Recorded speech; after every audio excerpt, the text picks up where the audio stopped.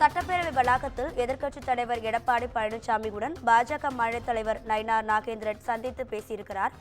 பாஜக மாநில தலைவராக நயினார் நாகேந்திரன் பொறுப்பேற்ற பிறகு முதல் முறையாக இருவரும் சந்தித்து பேசியிருக்கிறார்கள். எதிர்க்கட்சித் தலைவரின் அறையில் எடப்பாடி பழனிசாமியை சந்தித்த நயினார் நாகேந்திரன் அங்கு ஆலோசனை மேற்கொண்டுள்ளதாக தகவல் வெளியாகியிருக்கிறது. இது தொடர்பான அண்மை செய்தியை பார்த்துக் கொண்டிருக்கிறோம். இது குறித்தான கூடுதல் தகவல்களை தருவதற்காக நமது தலைமை செய்தியாளர் சிவா இணைப்பில் இருக்கிறார். சிவா, வணக்கம்.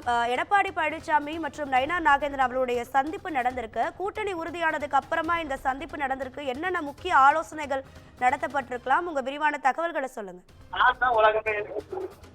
ராதிகா, தலைமைச் செயலகத்தில் சட்டப்பேரவை நிகழ்வுகள் நடைபெற்றுக் கொண்டிருக்கும் போது எதிர்க்கட்சித் தலைவர் எடப்பாடி பழனிசாமி அவர்களுடைய அறையில பாஜகவினுடைய மாநில தலைவராக தேர்ந்தெடுக்கப்பட்ட சட்டமன்ற உறுப்பினர் நயினார் நாகேந்திரன் சந்தித்திருக்கிறார். அவர் தலைவராக பொறுப்பேற்ற பிறகான முதல் சந்திப்பாகவே இது பார்க்கப்படுகிறது.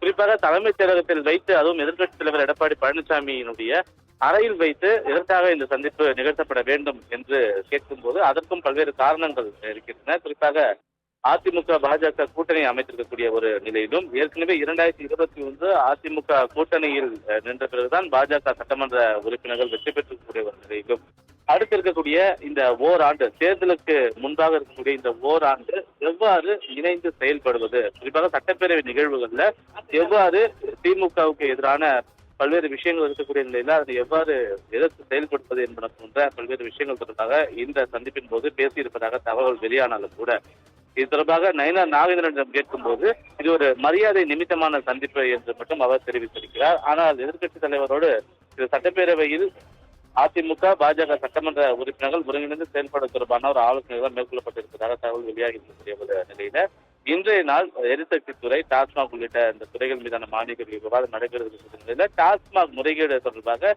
சட்டப்பேரவையில கேள்வி எழுப்புவதற்கும் அதற்கு என்ன மாதிரியான நடவடிக்கைகள் மேற்கொள்ளப்பட வேண்டும் என்பது தொடர்பான விஷயங்களை எல்லாம் இந்த சந்திப்பின் போது அவர்கள் பேசியிருப்பதாக தகவல் வெளியாகி இருக்கிறது. ராதிகா, சட்டப்பேரவை நடைபெற்றுக் கொண்டிருக்கும் போது இப்போ இந்த இரண்டு தலைவர்களோட சந்திப்பு ரொம்ப முக்கியமா பார்க்கப்படுதுன்னு சொல்லியிருக்கீங்க. உங்க தகவல்களுக்கு நன்றி சிவா.